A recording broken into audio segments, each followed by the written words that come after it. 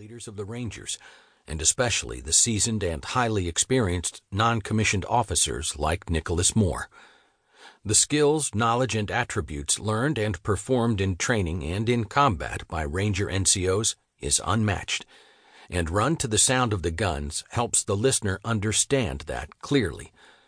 Finally, we feel the pain of loss as comrades are wounded and killed, as well as the frustration Nicholas felt while dealing with his own serious wounds and rehabilitation. I highly recommend Run to the Sounds of the Guns for anyone who wants to know what life is like at the tip of the spear that is the individual Rangers and squads and platoons of the 75th Ranger Regiment. Command Sergeant Major, retired, Jeff Mellinger, U.S. Army, distinguished member of the 75th Ranger Regiment. Prologue. October 8, 2011. Tangi Valley, Wardak Province, Afghanistan. The 3-round burst fired from an AK inside the compound slams hard into me, punches me back, spins me around, thumps me off balance like a marionette manipulated by invisible strings. My helmet's night vision device is knocked out, its comforting green hue extinguished. I shouldn't have stretched my leg across the gate opening the way I just did. My bell is rung and everything moves in slow motion. Beside me, Sean unloads his M4 through the gateway, hammering doors and windows of the target building. Brass flips slowly and lazily through the moonlit night while bullets scream angrily downrange toward the compound. Close quarters battle all around. I hear my guys running to the sound of the guns. My leg feels like it's been hit with a sledgehammer. My head is a mess. My wife is gonna kill me. Training kicks in. Apply a tourniquet. I fumble for it in my calf pocket, slide it over my right leg as high as possible, and crank it down. It hurts like hell. I grit my teeth, and I am angry. I don't know if seconds or minutes have passed, but small arms fire continues to batter the alley and the compound. I think Doc Brent is around. Is he working on me? Garrett seems nearby, Saros crouched by my feet. I make out Swan's muffled warning of grenade. I know there isn't a whole heck of a lot I can do but roll away from it to my left, hope that the explosion will hit my butt, hope for the best.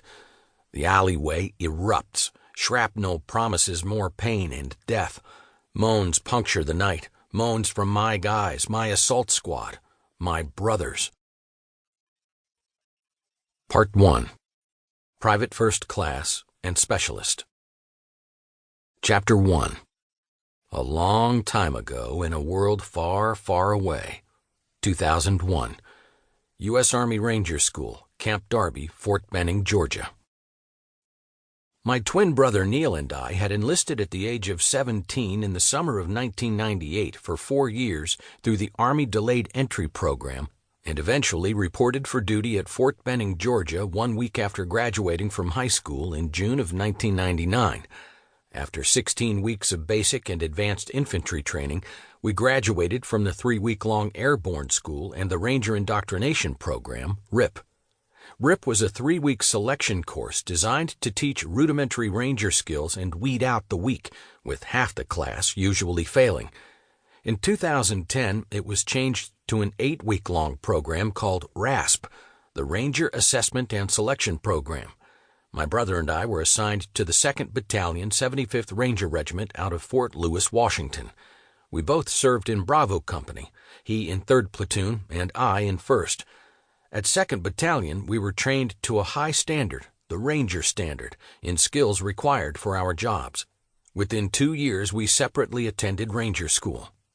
The U.S. Army Ranger School at Fort Benning, Georgia, is the Army's premier combat leadership program taught through small unit tactics and perfected by Rangers. Although the school's name starts with Ranger, it is by no means limited to us. The program is open to all combat arms in the regular Army, usually seasoned personnel made up of sergeants and above, as well as junior officers such as lieutenants and captains. Sometimes they even let in sailors, the SEALs and the Marines of the U.S. Navy, though very few of them volunteer for it. The 75th Ranger Regiment, however, sends its junior enlisted personnel instead. These are young privates and specialists with just a year or two of service. That should tell you about the high standards expected.